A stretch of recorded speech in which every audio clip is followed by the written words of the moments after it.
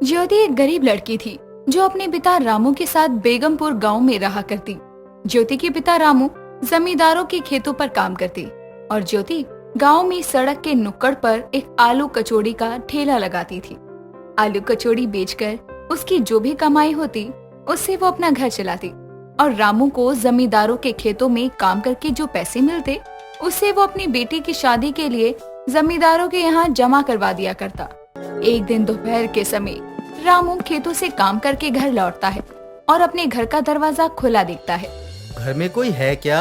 ज्योति बेटी, तुम हो क्या? पिताजी, मैं रसोई में हूँ, आपके लिए खाना निकाल रही हूँ, अभी आती हूँ। बेटी, आज तुम घर पर कैसे? तुमने तो आज आलू कचौरी का ठेला नहीं लगाया। पिताजी, लगाया तो था लेकिन सामान खत्म हो गया कचौरियों का, इसलिए जल्दी घर वापस आ गई। कल पैसे ज्यादा नहीं थे इसलिए सामान कम लाई थी मैं। कोई बात नहीं बेटी, इसी बहाने थोड़ी देर तुझे भी आराम मिल जाएगा, वरना घर में भी काम करती है, बाहर भी काम करती है, थक जाती होगी। मेरी वजह से तुझे बहुत दुख सहना पड़ता है। एक बाप होने का कोई सुख नहीं दे पा रहा हूँ मैं तुझे। नहीं पिताजी, आप भी कुछ ज्यादा ही सोचते हैं। ऐसा कुछ नहीं है, आपने मुझे कभी किसी चीज की कमी नहीं होने दी है। मैं आपके साथ बहुत खुश हूँ और ये सब तो जीवन का उतार चढ़ाव है, चलता ही रहता है। अगर ऐसा नहीं होगा तो इंसान मुसीबत से लड़ना कैसे सीखेगा? मेरी बेटी तो बहुत समझदारी वाली बातें करती है, लगता है बड़ी हो गई है। बेटी, अब तू मेरे साथ साथ अपने लिए भी खाना लगा दे, दोनों बाप बेटी साथ में खाना खाएंगे। मैं बाहर बैठा हूँ। रामू इतना कहकर वहाँ से चला जाता है और अपने घर के आंगन में बैठ जाता है। थोड़ी देर बाद ज्योति 2 थाली में खाना लगाकर आंगन में आती है और दोनों बाप बेटी आराम से खाना खाते हैं। कुछ देर बाद धूप कम होने पर रामू फिर से खेतों में चला जाता है और ज्योति सब्जियां लेने के लिए बाजार चली जाती है। वो आलू के बोरे को अपने सर पर रखकर धीरे धीरे आ रही थी। तभी एक राजेश नाम के लड़के से वो टकरा जाती है और उसके सारे आलू जमीन पर गिर जाते हैं और ज्योति उस आदमी को गुस्से भरी नजरों से देखती है। एक बात बताओ बाबू, कि भगवान ने आपको चील जैसी बड़ी बड़ी आंखें दी हैं, उसके बाद भी आपको इतनी बड़ी लड़की दिखाई नहीं दी? लड़की तो छोड़ो, आपको तो उसके सर पर रखा बोरा भी नहीं दिखा। हमारा इतना नुकसान कर दिया। I am so sorry. मैंने ना सच में आपको नहीं देखा था। मेरी वजह से अगर आपका नुकसान हुआ है तो मैं आपकी भरपाई कर देता हूँ। अरे वाह, आपने तो एक बार में ही अपनी गलती की माफी मांग ली। ऐसे लोग बहुत कम होते हैं जो गरीब से माफी मांगे, साथ ही अपनी गलती भी माने। अरे देखिए जी, मैं ये अमीर और गरीब का फर्क नहीं मानता हूँ। कोई धन दौलत लेके आता नहीं है और जो आता है वो खाली हाथ आता है, जाता है खाली हाथ जाता है। मेहनत आप भी करते हो, मेहनत हम भी करते हैं, तो फर्क क्या है? पहली बार किसी अमीर आदमी को गरीब के लिए इतनी अच्छी सोच रखते हुए देखा है। आपको पहले तो यहाँ कभी देखा नहीं। नए आए हो क्या इस गाँव में? जी हाँ, मैं नया हूँ यहाँ पे। मैं दिल्ली से आया हूँ अपनी दादी के पास कुछ टाइम के लिए रहने के लिए, लेकिन मैंने उन्हें बताया नहीं कि मैं आ रहा हूँ और मुझे रास्ता भी पता नहीं। बस इतनी सी बात है। आप हमें अपनी दादी का नाम बताइए, हम आपको उनके घर छोड़ देंगे। हमें अपने गांव में सबका नाम पता है, हम सबको जानते हैं, और जिसे हम नहीं जानते वो हमें हमारी फेमस आलू कचौड़ी वाली के नाम से जानता है। ज्योति इतना कहकर जमीन पर पड़े आलू को बोरे में भरकर अपने सर पर रख लेती है और राजेश को उसके बताए पते पर लेकर चली जाती है। जहाँ पहुंचकर ज्योति राजेश की तरफ देखकर मुस्कुराती है। लीजिए बाबू, मैंने आपको आपकी सही जगह पहुंचा दिया। अब तो मानते हैं ना कि गांव अच्छा है हमारा। अगर आप नहीं होती ना तो पता नहीं, मैं तो भटकता रह जाता। आपसे एक बात बोलूं, आपका जितना अच्छा नेचर है ना उतनी सुंदर भी हैं आप। अच्छा लगा मुझे आपसे मिलके। राजेश की बात सुनकर ज्योति मुस्कुराते हुए वहाँ से चली जाती है, जिसके बाद राजेश भी अपने घर के अंदर चला जाता है और हॉल में बैठी अपनी दादी गीतांजलि की आंखों पर हाथ रख लेता है। फिर भी उसकी दादी उसे पहचान लेती है और उसका नाम लेती है। बेटा, तू मेरी कितनी भी आंख बंद कर ले, लेकिन मुझे सब पता चल जाता है तू जब भी घर आता है। आज तुझे अपनी दादी की याद कैसे आ गई? और मैंने तो आज ही घर बदल लिया, तो फिर तू यहाँ कैसे पहुँचा? रास्ता समझ में आ गया था तुझे? अरे मेरी प्यारी दादी माँ, रास्ता ढूंढने की जरूरत ही नहीं पड़ी। एक लड़की थी, उसी ने मुझे यहाँ तक छोड़ दिया। अरे यार दादी माँ, मैं उसका नाम पूछना भूल गया।